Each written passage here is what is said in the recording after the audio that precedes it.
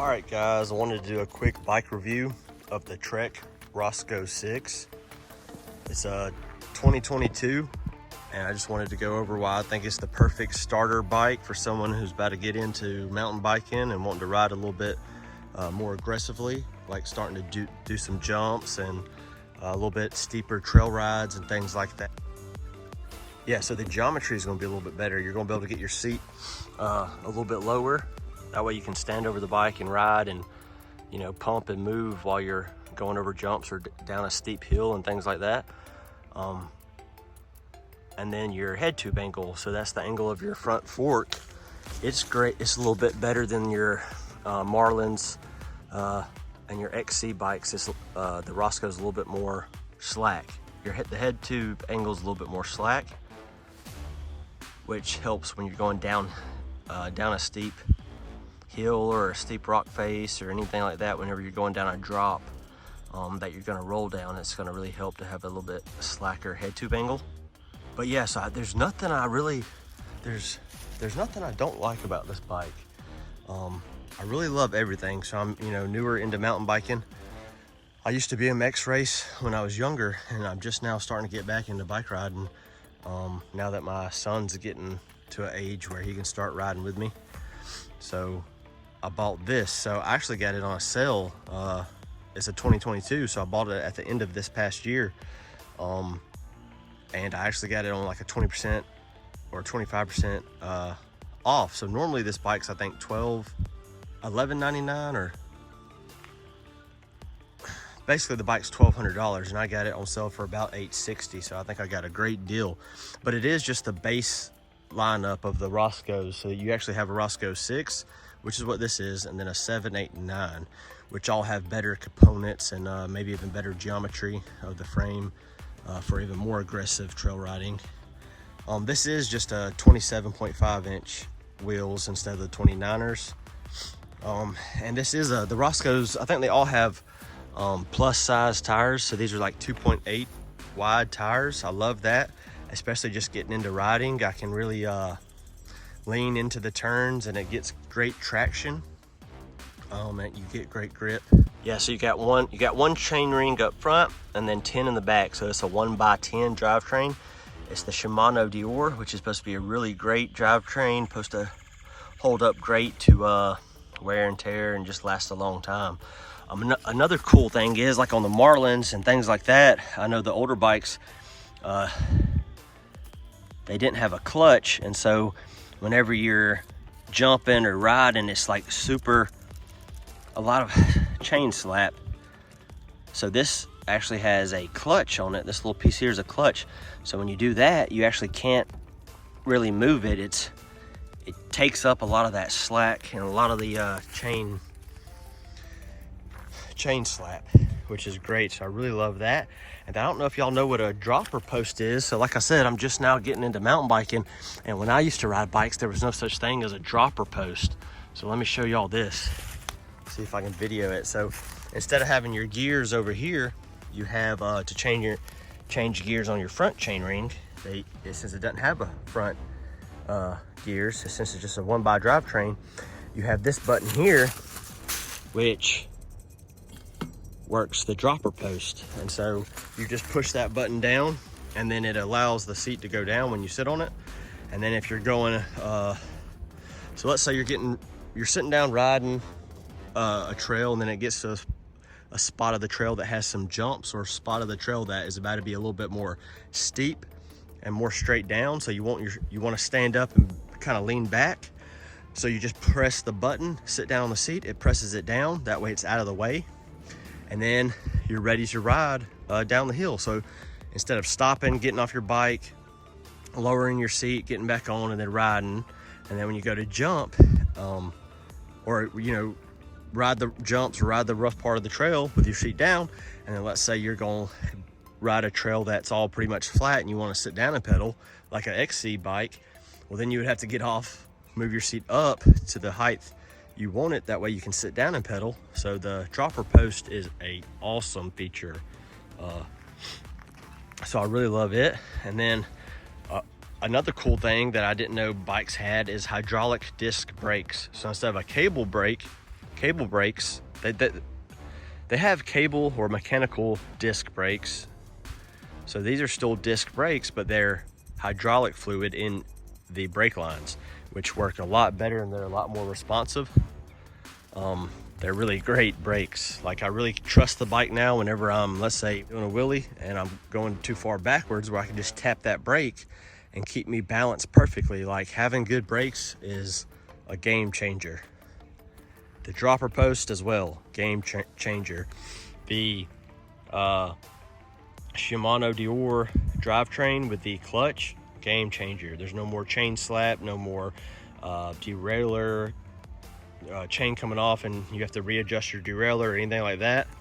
Of course, with all bikes, you have to buy some, upgrade your grips. These are some pretty nice grips. They're race face grips. I love those. And then always upgrade your pedals.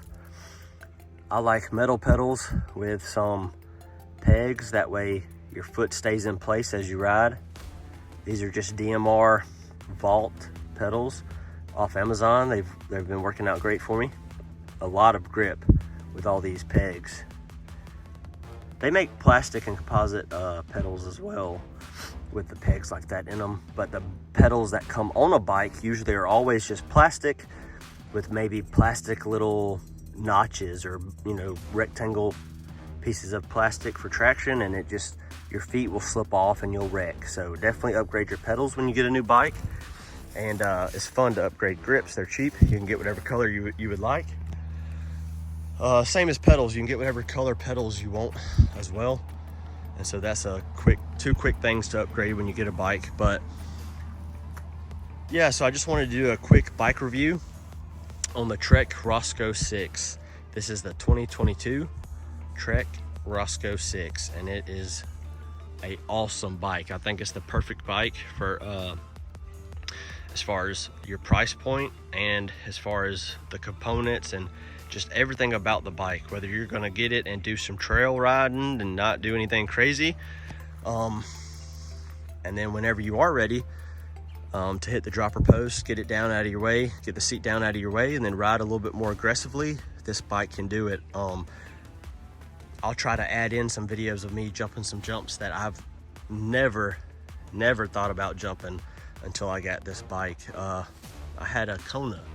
It was a little bit older, and I had a Diamondback that I bought years ago when I was a teenager, a Diamondback mountain bike. And I know bikes have come a long way, but not just that, but this particular bike itself, the Trek Roscoe 6, like, it is just a great bike. My friend has a Trek Marlin 5 or either Marlin 6, but you know, that's a great bike as well. But as far as jumping and, you know, riding a little bit more aggressively, the Roscoe lineup of bikes is just hands down great bikes for trail riding, jumping, and just, you can do so much with them. Of course, there's better bikes out there. Full suspension, of course, would be, you know, awesome, but a good full suspension bike is like minimum $3,000 or $3,500, and who has that kind of money if they're just wanting to try out riding and try out mountain biking and just getting into it, you know? So this is a great bike, whether it's for you as an adult getting into riding, or whether it's maybe you're buying it for your kids. The Trek Roscoe lineup of bikes are amazing. I'm gonna buy my son a Trek Roscoe 20. So they have a 20-inch Trek Roscoe, and then they have a Trek Roscoe 24, and that's just the size tires. After the 24, they go straight into the 6, which is what this is. And then of course you have your different frame sizes for the Trek Roscoe 6, 7, 8, and 9. You can get pretty much whatever size you want for the Trek Roscoe 6, 7, 8, and 9. But for the Trek Roscoe 20, if you get this bike and you love it and you want to buy one for your son or your daughter, the Trek Roscoe 20 is great. Just look at the height of your child, and depending on the height they are, pick either the Trek Roscoe 20 or the Trek Roscoe 24.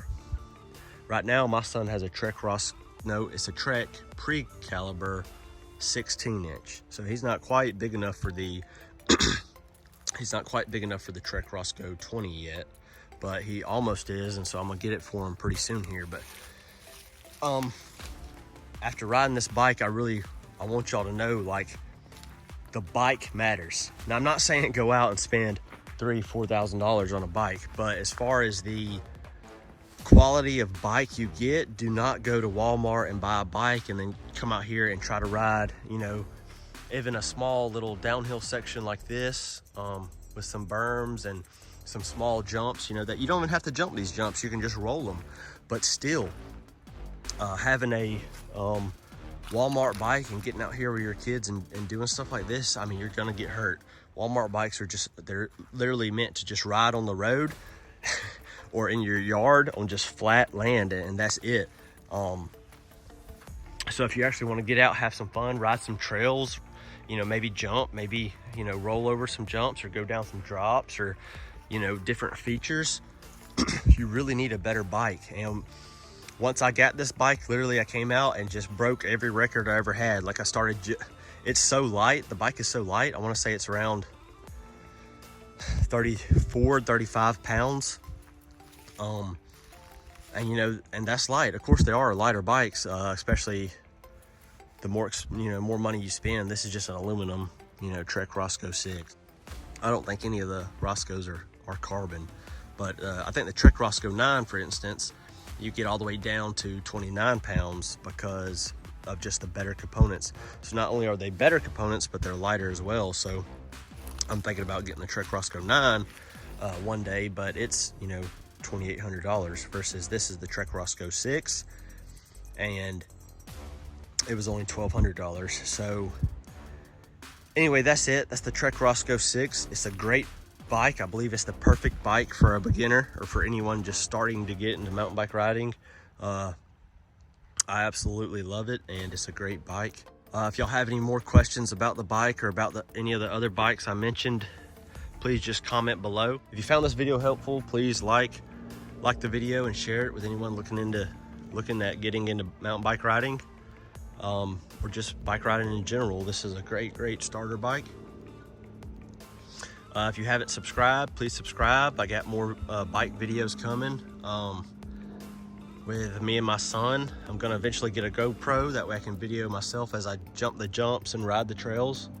That way, if you're wondering what the trails look like at these different parks and different places, you'll be able to kind of get an idea from my POV GoPro as I ride each trail. Thank y'all so much for watching.